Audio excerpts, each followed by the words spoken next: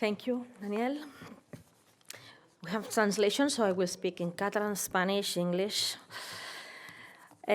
Moltíssimes gràcies a tots i a totes, a les alcaldes i alcaldesses que ens acompanyen avui aquí. Moltes gràcies, alcalde Ribó, per acompanyar-nos presencialment, ciutat germana de València, amb qui a més compartim moltes coses i en especial aquesta aposta per la sostenibilitat i el canvi del model alimentari, on València ha estat precursora ostentant la capitalitat abans que Barcelona.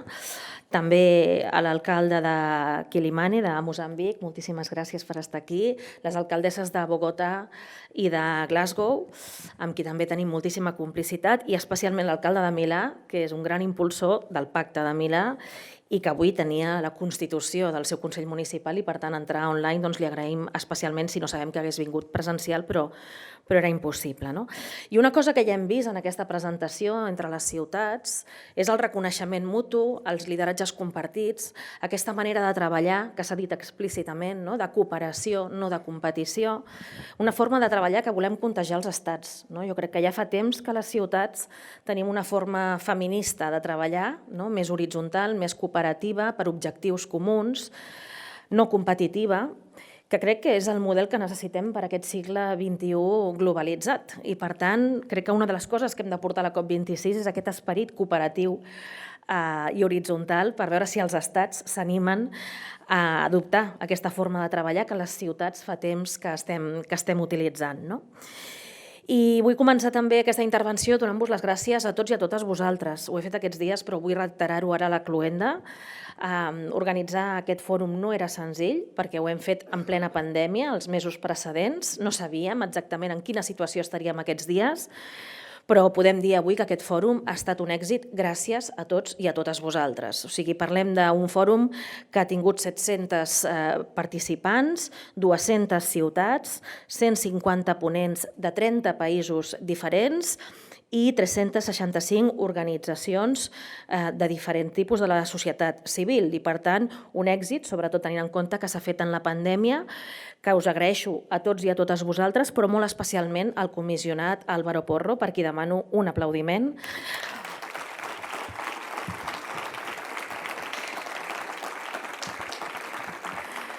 L'Álvaro Porro és el comissionat de l'Ajuntament de Barcelona d'Economia Social, de Desenvolupament Local i Política Alimentària, però ha hagut de crear aquestes polítiques com a tals a l'Ajuntament de Barcelona no existien, per tant, ha hagut de crear l'estructura i les polítiques d'economia social i política alimentària des de zero, i al mateix temps que ha fet això a nivell intern, ha coordinat conjuntament amb un equip molt ampli, però ha coordinat aquest fòrum que en aquest context tan difícil crec que ha estat realment heroic i, per tant, moltíssimes gràcies, Álvaro, per aquesta feina que finalment pots estar orgullós perquè ha tingut un grandíssim èxit. I en aquests 3 dies hem tingut l'oportunitat de compartir experiències, coneixements, eines per impulsar aquest canvi que desitgem, aquest canvi del sistema agroalimentari, que no és una opció, que és necessari i que és urgent, perquè, recordem, el sistema alimentari provoca al voltant d'un terç de les emissions que provoquen el canvi climàtic que s'ha accelerat en els darrers temps i que en aquesta dècada hem de frenar amb els màxims esforços. Però, com també s'ha comentat, en aquests dies s'ha constatat el lideratge de les ciutats que estem jugant a nivell internacional en la qüestió del canvi climàtic de forma específica i també de manera més concreta en l'àmbit de l'alimentació sostenible.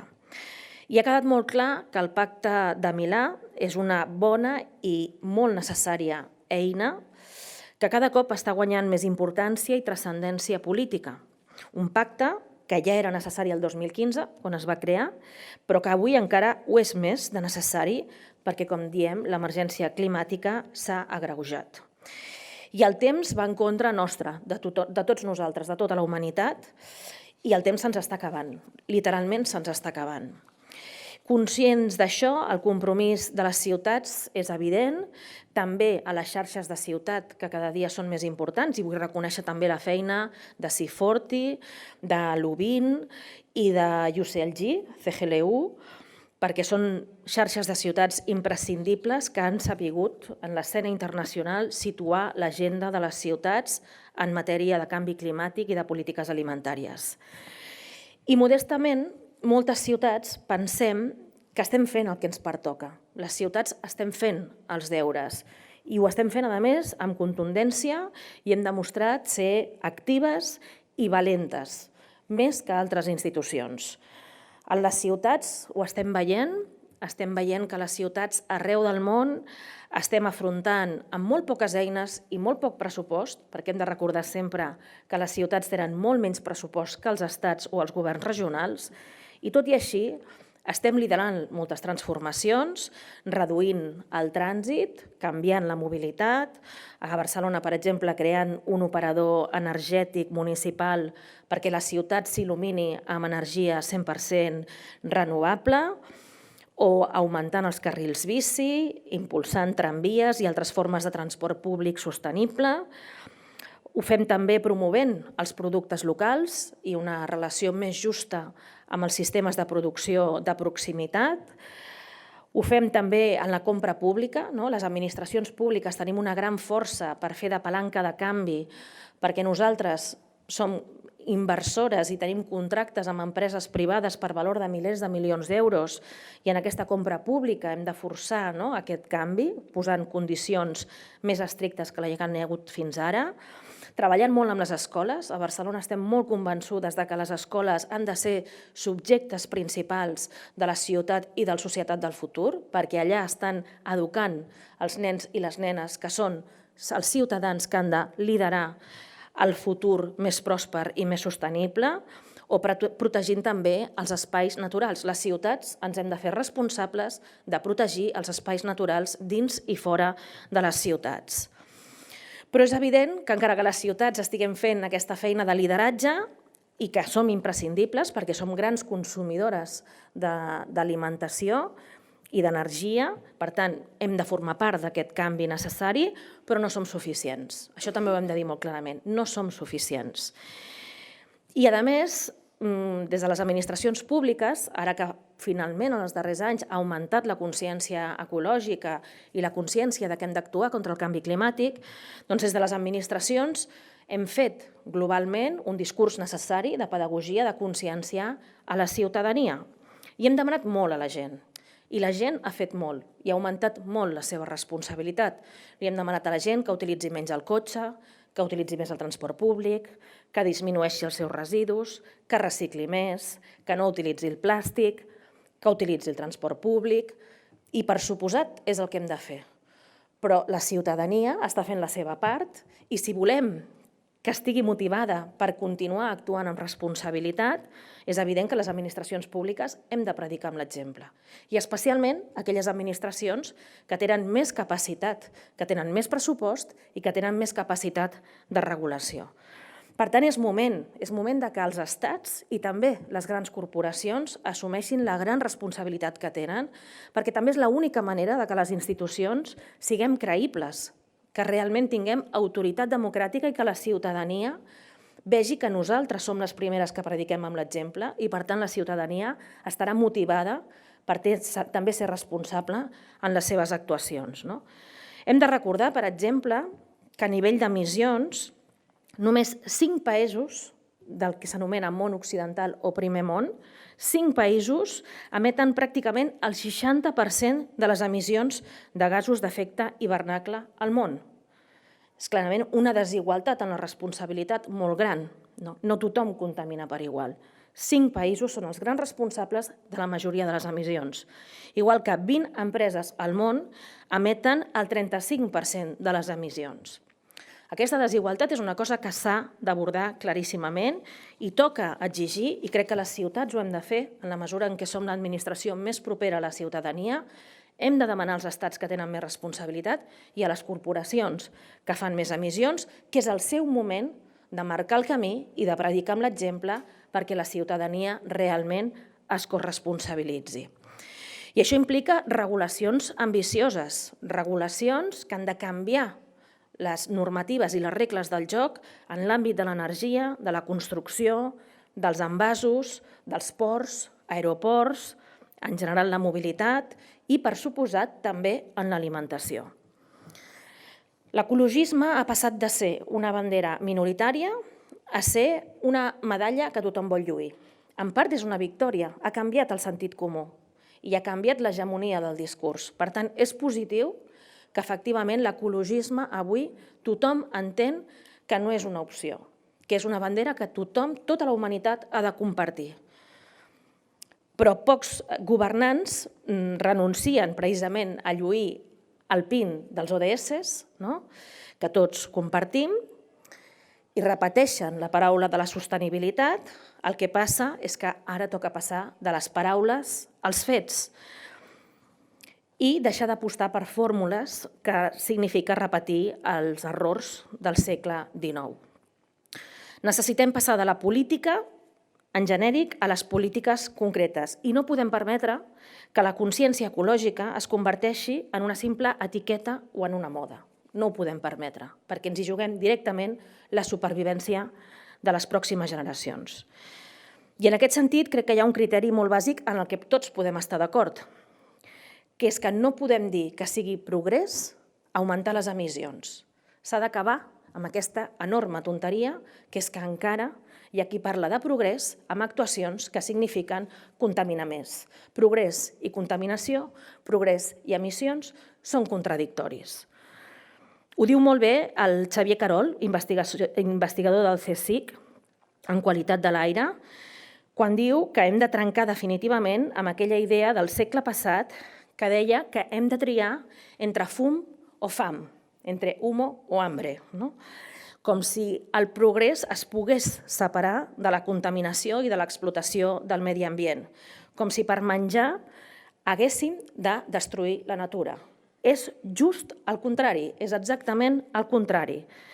Cada cop més el fum és el principal responsable de la fam, perquè sense espais naturals no hi ha biodiversitat, sense biodiversitat no hi ha alimentació sostenible, sense alimentació sostenible no hi ha salut, no hi ha vida. Seria impensable un planeta si no hi ha futur. L'alimentació del futur serà sostenible o no serà? I per això, com deia, els estats, que són els que tenen més recursos i que tenen més competències, han d'actuar ja. No poden esperar més, no ho poden postergar més. I els hi toca assumir la responsabilitat de decisions ambicioses. I tenim, com molt bé dèiem, una fita propera molt important, que és Glasgow, la cimera d'estats al novembre per celebrar la Conferència de les Nacions Unides sobre canvi climàtic, la COP26.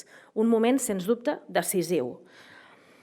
I des d'aquí volem aprofitar per enviar-los un missatge alt i clar, que és prou de paraules, necessitem fets, necessitem accions. És imprescindible que el canvi de sistema alimentari formi part del nucli dur de les polítiques dels estats.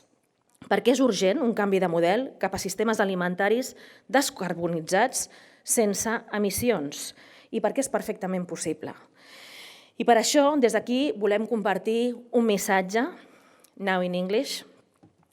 Dear city members of the Milan Pact, it was great to have you all during these 3 days and share first-hand experiences about urban food policies.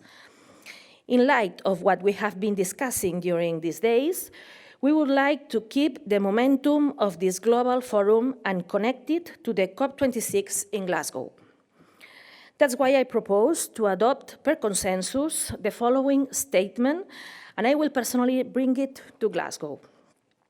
We, the city leaders of the Milan Urban Food Policy Pact, call on the global leadership gathering at UN Climate Change Conference of the Parties, COP26, to recognize that global action on the climate emergency cannot be successful without urgent action to address the food systems of member states and across the world.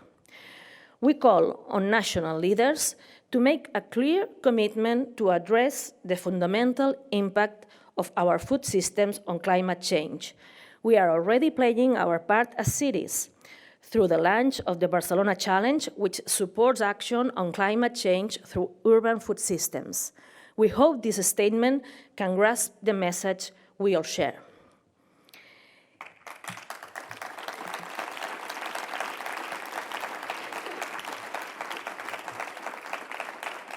Y dejadme ya que termine diciendo que efectivamente, como comentaba, los estados son imprescindibles, pero tampoco son suficientes. Es decir, creo que como ciudades, que somos la administración más cercana a la ciudadanía, debemos hacer el esfuerzo de trasladar esa reclamación que los ciudadanos nos hacen de que los estados en el nivel internacional lideren ese cambio de modelo, pero tampoco los estados son suficientes. Para conseguir una alimentación sostenible y ese cambio de políticas y frenar el cambio climático, somos todos necesarios. Estados, ciudades, regiones, ciudadanía, empresas, movimientos sociales, todos debemos colaborar. Y eso también es lo que plantea la Declaración de Glasgow, que está apoyada por más de 600 ciudades de todo el mundo, así como por muchísimas entidades de la sociedad civil. Porque cada vez son más las movilizaciones, especialmente de las personas más jóvenes, que nos recuerdan que no hay futuro ni bienestar posible sin el planeta, que nos reclaman la implementación urgente de estrategias valientes, locales y globales, para contrarrestar el deterioro ecológico sin dejar a nadie atrás. Y desde Barcelona, desde Glasgow y cada vez desde más y más ciudades estamos convencidas que el tiempo de las excusas definitivamente ha terminado. Igual de convencidas de que podemos conseguirlo. Tenemos la ciencia, tenemos la razón de nuestra parte, tenemos cada vez más la conciencia colectiva y tenemos el compromiso de la gente y, desde luego, tenemos un futuro por ganar. Así que nos veremos en Glasgow, nos veremos siempre a pie de calle y para mí ahora ya es un placer poder dar paso a dos invitados también de honor, a quienes agradecemos muchísimo que hoy nos acompañen.